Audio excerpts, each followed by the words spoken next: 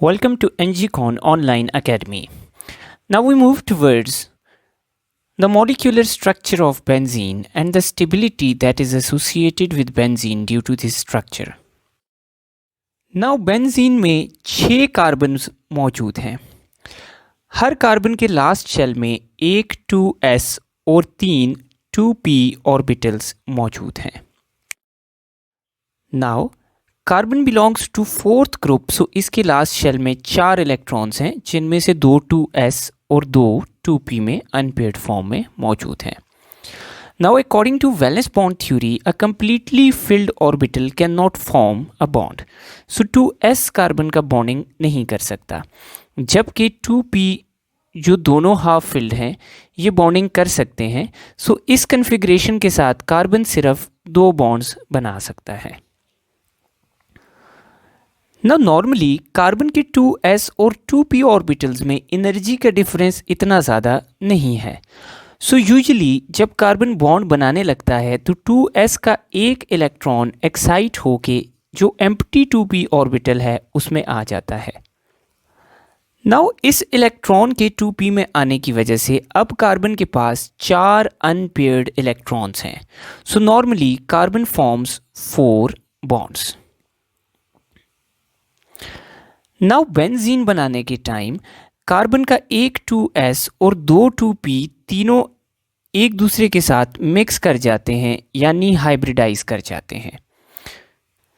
सो चूंकि एक s और 2p ऑर्बिटल्स ने मिक्स किया तो 3 ऑर्बिटल्स की मिक्सिंग की वजह से 3 नए ऑर्बिटल्स बनेंगे और तीनों का नाम हम लेंगे sp2 हाइब्रिड ऑर्बिटल्स.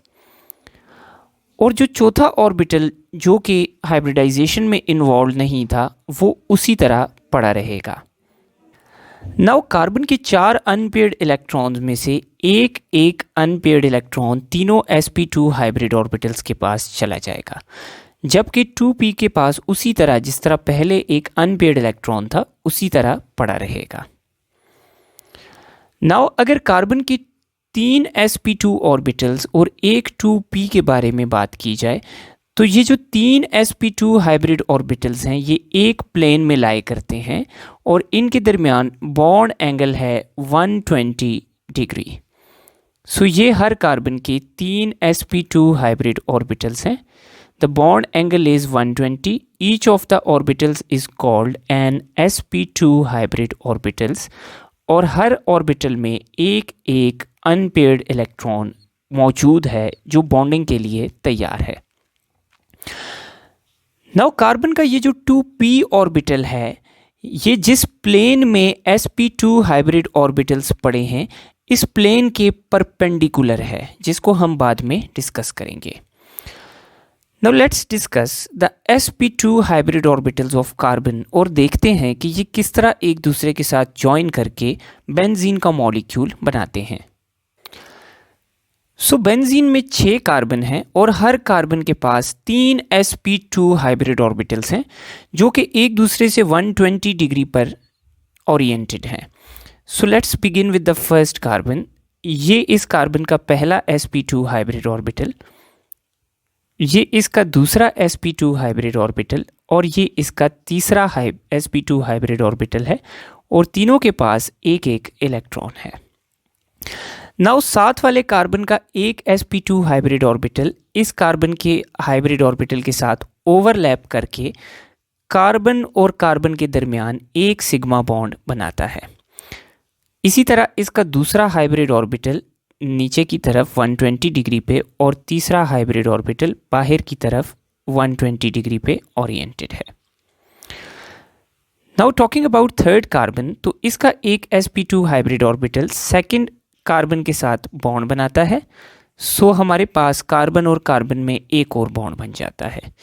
एक इसका sp2 हाइब्रिड ऑर्बिटल बाहर पड़ा है और एक इसका sp2 hybrid orbital fourth carbon की डायरेक्शन में पड़ा है. इसी तरह फोर्थ कार्बन का पहला sp2 hybrid orbital third carbon के साथ बॉन्ड बनाता है. यूँ कार्बन और कार्बन में एक और बॉन्ड बन जाता है. दूसरा इसका sp2 हाइब्रिड ऑर्बिटल कार्बन 5 की डायरेक्शन में ओरिएंटेड है और तीसरा हाइब्रिड ऑर्बिटल बाहर की डायरेक्शन में पड़ा है. नाउ फिफ्थ कार्बन का एक sp2 hybrid orbital fourth carbon के साथ बॉन्ड बनाता है और यूं चौथा कार्बन कार्बन बॉन्ड बन जाता है। एक sp2 हाइब्रिड ऑर्बिटल बाहर की तरफ है और एक sp2 hybrid orbital carbon number 6 की तरफ पड़ा है। नाउ कार्बन 6 का sp2 हाइब्रिड ऑर्बिटल एक बॉन्ड बनाता है कार्बन 5 के साथ और एक बॉन्ड बनाता है कार्बन 1 के साथ। तो यूं कार्बन और कार्बन में 6 बॉन्ड्स पूरे हो जाते हैं और इसका तीसरा हाइब्रिड ऑर्बिटल बाहर की तरफ यूं ओरिएंटेड है। नाउ बेंजीन में कार्बन के साथ 6 हाइड्रोजन्स भी अटैच्ड हैं। तो हर हाइड्रोजन के पास एक 1s ऑर्बिटल है जो स्फेरिकल इन शेप है और उसमें एक इलेक्ट्रॉन पड़ा है। सो हर कार्बन का जो एक sp2 हाइब्रिड ऑर्बिटल हमें बाहर की डायरेक्शन में मिल रहा है, हर उस ऑर्बिटल के साथ एक हाइड्रोजन का 1s ऑर्बिटल आकर बॉन्ड बनाता है, like this. So one sp2 hybrid orbital that was remaining for each carbon, it binds with one s orbital of hydrogen and forms 6 sigma bonds with hydrogen. So यूं हमारे पास benzene ring का जो sigma bonding का framework है वो complete हो जाता है और टोटल 12 सिग्मा बॉन्ड्स बनते हैं, जिसमें से हमारे पास 6 सिग्मा बॉन्ड्स कार्बन और कार्बन के दरमियान है और 6 सिग्मा बॉन्ड्स कार्बन और हाइड्रोजन के दरमियान बन चुके हैं। नाउ अगर कार्बन के पाई बॉन्ड्स की बात करें बेंजीन के अंदर, तो ये बनते हैं अनहाइब्रिडाइज्ड 2p ऑर्बिटल से। तो हर कार्बन का जो अनहाइब्रिडाइज्ड 2p ऑर्बिटल है, जिस प्लेन में हमारे पास ये 6 कार्बन्स और उनका सिग्मा बॉन्डिंग फ्रेमवर्क पड़ा है, इस प्लेन के परपेंडिकुलरली हमारे पास 6 p ऑर्बिटल्स पड़े हैं हर कार्बन के। सो उनको दिखाने के लिए हम इस प्लेन को 90 डिग्री टिल्ट करके इस तरह ले जाएंगे जिसमें हमें 6 कार्बन यूं नज़र आएंगे ताकि हम हर p ऑर्बिटल को देख सकें। सो इस प्लेन को हम इस प्लेन में कन्वर्ट करेंगे क्योंकि इस प्लेन में हमारे पास p ऑर्बिटल्स परपेंडिकुलरली पड़े हैं जो हमें नज़र नहीं आ सकते इस प्लेन में। सो इस प्लेन को हम 90 डिग्री टिल्ट करके इस प्लेन में शिफ्ट करेंगे ताकि हमें p ऑर्बिटल्स नज़र आएं। So let's see how it becomes. Now sigma bond वाले रिंग को हम इस प्लेन में ले आए जो कि हॉरिजॉन्टल प्लेन है। हाइड्रोजन्स को हमने हटा दिया है ताकि हमें पाई बॉन्ड समझने में आसानी हो। नाउ इस प्लेन के परपेंडिकुलर पड़े हैं हर कार्बन का एक p ऑर्बिटल जो कि 2 लोब्स के साथ मौजूद है, लाइक दिस। सो ये हर कार्बन का एक अनहाइब्रिडाइज्ड 2p ऑर्बिटल है जिसके अंदर एक इलेक्ट्रॉन मौजूद है। नाउ हर कार्बन का 2p दूसरे कार्बन के साथ साइडवेज ओवरलैप करता है, लाइक दिस।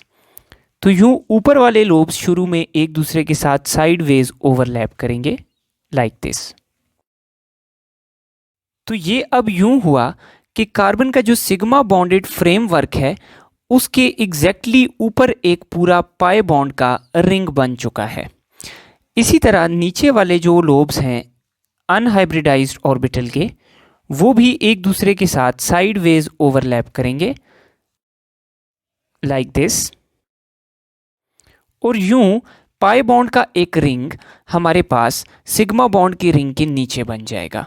सो अब बेंजीन की सिचुएशन यूं हो गई कि दरमियान में एक ही प्लेन में सिग्मा बॉन्ड का फ्रेमवर्क है जो हमें यूं नज़र आ रहा है और एक पाई बॉन्ड का रिंग इस प्लेन के ऊपर और एक पाई बॉन्ड का रिंग इस प्लेन के नीचे बन चुका है, like this. So this is the structure of benzene. Now अगर हम इस पाई बॉन्ड के रिंग में देखें तो इलेक्ट्रॉन्स इस पूरे रिंग के अंदर फ्रीली सर्कुलेट कर सकते हैं, ऊपर वाले रिंग में भी और नीचे वाले रिंग में भी। तो यूं इलेक्ट्रॉन्स बेंजीन के अंदर पाई बॉन्ड के रिंग में सर्कुलेट करते हैं और अपनी मर्जी से किसी भी पोजीशन पर घूमते हैं। Therefore electrons are delocalized in the whole ring and this is the reason for stability of benzene. Now talking about the points of structure of benzene, so benzene के अंदर हमारे पास every carbon is sp2 hybridised, हर carbon की hybridisation sp2 है. Then secondly there are a total of 12 sigma bonds and 3 pi bonds in the benzene. Total 12 sigma bonds हैं और 3 pi bonds हैं, लेकिन ये जो पाई बॉन्ड्स हैं they are in the form of a delocalised ring. Then अगर benzene की geometry की बात करें, so benzene is hexagonal planar in shape. It is hexagonal planar. अगर बॉन्ड एंगल्स की बात करें तो बेंजीन के अंदर सारे के सारे बॉन्ड एंगल्स sp2 हाइब्रिडाइजेशन की वजह से 120 डिग्री हैं. So all the bond angles are 120 degree. अगर इन बॉन्ड्स की पोलैरिटी की बात करें तो all the bonds are almost non polar. So we say all the bonds in the benzene are non polar. Now the important thing in the structure of benzene is carbon-carbon bond length. Now benzene के carbon और carbon bond length में ना तो single bond है ना तो proper double bond है. Now single bond की लेंथ है 154 पिकोमीटर, जबकि डबल बॉन्ड की लेंथ है 134 पिकोमीटर. नाउ बेंजीन में ये है कि कार्बन कार्बन में ना तो सिंगल बॉन्ड है और ना ही प्रॉपर डबल बॉन्ड. इसमें डबल बॉन्ड जो है वो डिवाइड हो जाता है between all the carbons. So double bond के डिवाइड होने की वजह से सब कार्बन्स के दरमियान इसकी बॉन्ड लेंथ ना तो अल्केन्स जितनी ज़्यादा है ना तो अल्कीन्स जितनी कम है, बल्कि इनके दरमियान में है और it's 139 picometre. So carbon carbon bond length in benzene is between alkanes and alkenes, alkanes और अल्कीन्स की दरमियान में है और कितनी है 139 पिकोमीटर्स. अगर एंगस्ट्रॉम्स में बात करें so it will be 1.39 angstroms. Now next important discussion is regarding the stability of benzene. Now benzene pi bonds की डीलोकलाइजेशन की वजह से स्टेबल है, लेकिन कितनी स्टेबल है? Now I told you in the basics of organic chemistry कि अगर एक कंपाउंड में डबल बॉन्ड मौजूद है तो उसकी स्टेबिलिटी को हम मेजर करते हैं through it's heat of hydrogenation. Now अगर एक डबल बॉन्ड पे हम हाइड्रोजन को ऐड करते हैं तो नॉर्मली -120 किलो जाउल पर मोल एनर्जी रिलीज होती है. Some books do write it as -119.5 kilo joule per mole. Both the values are okay. Now अगर कोई कंपाउंड स्टेबल है तो उसकी हीट ऑफ हाइड्रोजनेशन -120 से कम होगी due to its stability. So now let's compare benzene with 2 other compounds. Now हमने 3 compounds लिए. एक कंपाउंड में 6 कार्बन है साइक्लिक रिंग की फॉर्म में, लेकिन इसमें सिर्फ एक डबल बॉन्ड है. It is cyclohexene. The second compound is one three cyclohexadiene जिसमें 2 डबल बॉन्ड्स हैं अल्टरनेटली. और जबकि तीसरा कंपाउंड बेंजीन है जिसमें 3 पाई बॉन्ड्स हैं. नाउ एक पाई बॉन्ड वाली जो साइक्लोहेक्सीन है इसमें एक पाई बॉन्ड की वजह से एक ही हाइड्रोजन ऐड हो सकता है, जिसकी हीट ऑफ हाइड्रोजनेशन एक्सपेक्टेड है कि -120 किलो जाउल पर मोल होगी. जब हमने इस कंपाउंड को एक्चुअली हाइड्रोजनेट किया तो हमारे पास असल में भी इसकी heat of hydrogenation -120 kilo joule per mole आई. इसका मतलब था कि हमारे पास एक्चुअल और एक्सपेक्टेड हीट ऑफ हाइड्रोजनेशन में कोई फ़र्क नहीं है. देयरफॉर साइक्लोहेक्सीन के अंदर किसी किस्म की कोई स्टेबिलिटी मौजूद नहीं है. नाउ 1,3-साइक्लोहेक्साडाइईन पे आते हैं।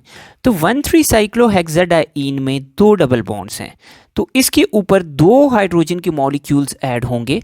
तो एक मॉलिक्यूल की हीट ऑफ हाइड्रोजनेशन -120 है, तो 2 की हीट ऑफ हाइड्रोजनेशन होनी चाहिए -240 किलो जूल्स पर मोल।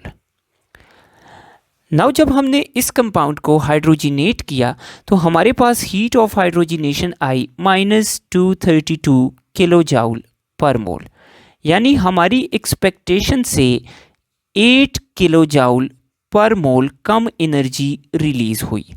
इसका मतलब था कि इस कंपाउंड में कहीं ना कहीं कोई ना कोई स्टेबिलिटी मौजूद है। बहुत ज़्यादा स्टेबिलिटी नहीं है क्योंकि इतना डिफरेंस नहीं है, लेकिन स्टेबिलिटी मौजूद है, इसलिए ये एक्सपेक्टेशन से कम एनर्जी रिलीज कर रहा है। नाउ स्टेबिलिटी की रीज़न ये है कि इस कंपाउंड में अल्टरनेट कार्बन्स पे डबल बॉन्ड है। तो जिन कार्बन्स में जिस कंपाउंड्स में अल्टरनेट कार्बन्स पे डबल बॉन्ड हो वो कंपाउंड्स कॉन्जुगेटेड होते हैं, and conjugated compounds have stability. So this 8 kilojoule per mole stability is due to conjugation in 1,3-cyclohexadiene. Now third number है बेंजीन का। बेंजीन में 3 पाई बॉन्ड्स हैं, सो इसके अंदर 3 मॉलिक्यूल्स ऑफ हाइड्रोजन ऐड होंगे। सो इसकी expected heat of hydrogenation 3 times है 120 के, so it is -360 kilo joule per mole. सो जब हम बेंजीन को हाइड्रोजनेट करेंगे तो हमारे पास -360 किलो जूल पर मोल एनर्जी रिलीज होनी चाहिए। नाउ जब बेंजीन को एक्चुअली हाइड्रोजनेट किया गया तो the amount of energy release was surprisingly -208 kilo joules per mole, and this is a very very huge difference, यानी 152 किलो जूल्स पर मोल का डिफरेंस है। जितनी हीट इसको रिलीज करनी चाहिए उससे ये 152 किलो जूल पर मोल हीट कम रिलीज करती है। इसका मतलब है कि benzene is stable by an amount of 152 kilo joule per mole. उसकी वजह यह है कि बेंजीन के अंदर ये 3 पाई बॉन्ड्स लोकलाइज्ड नहीं बल्कि रिंग की फॉर्म में डीलोकलाइज्ड होते हैं, जिसकी वजह से हमारे पास बेंजीन स्टेबल है। इसके ऊपर एडिशन मुश्किल है ड्यू टू डीलोकलाइजेशन, और अगर एडिशन कर भी दें तो ये एक्सपेक्टेशन से कम एनर्जी रिलीज करती है। नाउ ये जो 152 किलो जूल पर मोल एनर्जी है ये बेंजीन के अंदर कम हुई है डीलोकलाइजेशन की वजह से। सो इस एनर्जी को हम कहते हैं इसकी स्टेबिलिटी की एनर्जी या रेजोनेंस एनर्जी। नाउ अगर हम इस 152 किलो जूल पर मोल को किलो कैलोरीज पर मोल में कन्वर्ट करेंगे, सो कीप इन माइंड कि इसको किलो कैलोरीज पर मोल में कन्वर्ट करने के लिए 4.18 से आप डिवाइड कर देंगे, because 1 calorie is equal to 4.18 joules. So अगर क्वेश्चन में किलो कैलोरीज आया है so you will divide it with 4.18, so it रफली becomes equal to 36.36 kilo calories per mole. सो ये एनर्जी बेंजीन की कम हुई है ड्यू टू डीलोकलाइजेशन। सो ये इसकी स्टेबिलिटी का मेजर है and it is called resonance energy. Therefore benzene delocalisation की वजह से काफ़ी स्टेबल है, इसलिए ये एडिशन मुश्किल से करती है। अल्कीन्स एंड अल्काइंस की तरह आसानी से इसके ऊपर एडिशन नहीं होती।